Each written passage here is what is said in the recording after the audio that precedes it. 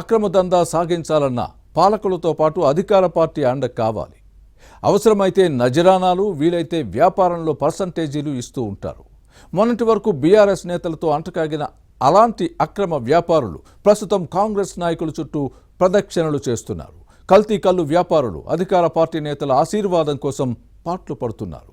10 ఏళ్లుగా car party నాయకుల కనుసన్నలలో దందా సాగించిన అక్రమార్కులు ప్రస్తుతం పడుతున్న పాటలేంటి, వారిస్తున్న ఆఫర్స్ ఏంటి, ఇంతకీ ఏ జిల్లాలో కల్తీ కల్లు వ్యాపారం జోరుగా సాగుతోంది?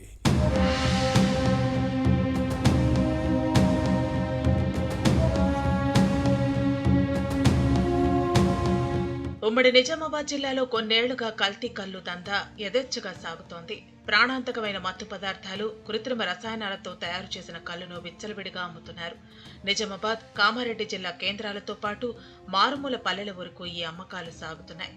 ఇదంతా చట్టవిరుద్ధమని తెలిసినా అధికారులెవరూ పట్టించుకోవటం లేదు. కల్తీ కల్లు తాగితే పోయేది పేదల ప్రాణాలే కదా అని ఉదాసీనంగా వ్యవహరిస్తున్నారట. అంతగా ఏదైనా తేడా కొడితే అప్పుడు చూసుకుందాంలే అంటూ ఇప్పుడు లైట్ తీసుకుంటున్నారు. కల్తీ కల్లు దందా చాలా సందర్భాల్లో పేదలకు ప్రాణాంతకంగా మారుతున్నా మామూలు మత్తులో జోగుతున్న అధికార గణం స్పందించడం లేదు. ఇందుకు కారణం లేకపోలేదు. 10 ఏళ్లుగా ఈ అక్రమ దందాలకు గులాబీ నేతలు అండగా ఉన్నారు. ఏమాత్రం పెట్టుబడి లేకుండా, కష్టపడకుండా కోట్ల రూపాయల టర్నోవర్ ఉండే కల్తీ కల్లు దందాకు అప్పుడు అధికార పక్షంగా ఉన్న కారు పార్టీ పెద్దలు వెన్నుదన్నుగా నిలిచారు. ఈ వ్యాపారం కేవలం 10 మంది ముస్తేదారుల చేతుల్లోనే ఉంది.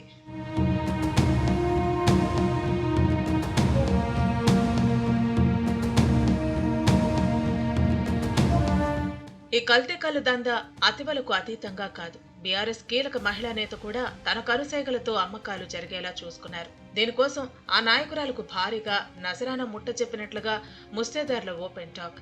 ఇలా నజరానాలు ఇచ్చిన వారి పేర్లను వ్యాపారుల వార్షిక సమావేశాల్లో ప్రస్తావించేవారు.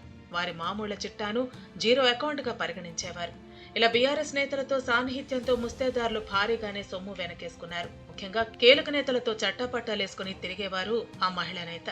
అసెంబ్లీ ఎన్నికల్లో గులాబీ పార్టీ కీలక నేతల గెలుపు కోసం క్షేత్రస్థాయిలో పనిచేశారు. కానీ కారు పార్టీ అధికారం కోల్పోయి కాంగ్రెస్ పవర్లోకి వచ్చింది. దీంతో కంగుతిన్న ముస్తేదారులు బీఆర్ఎస్ నేతలతో లింకులు కట్ చేసుకుని కాంగ్రెస్ నేతల మెప్పు కోసం ప్రయత్నాలు చేస్తున్నారు.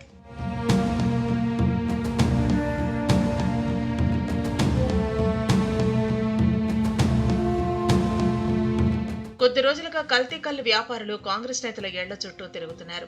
భారీ నజరానాల ఆశ చూపుతూ మద్దతు కోరే ప్రయత్నాలు చేస్తున్నారట.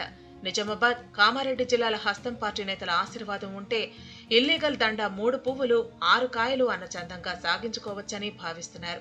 బీఆర్ఎస్ నేతలకు ఇచ్చినట్టుగానే కాంగ్రెస్ నాయకులకు వాటాలు ఉంటాయని బేరసారాలు జరుపుతున్నారని లోకల్ టాక్. గతంలో ఎమ్మెల్సీ, ఎమ్మెల్యేల అండతో యథేచ్ఛగా కల్లు దందా సాగించిన ఓ వ్యాపారి ప్రస్తుత సీనియర్ కాంగ్రెస్ నేత తమ దగ్గర బంధువు అంటూ ప్రచారం చేసుకుంటున్నారు.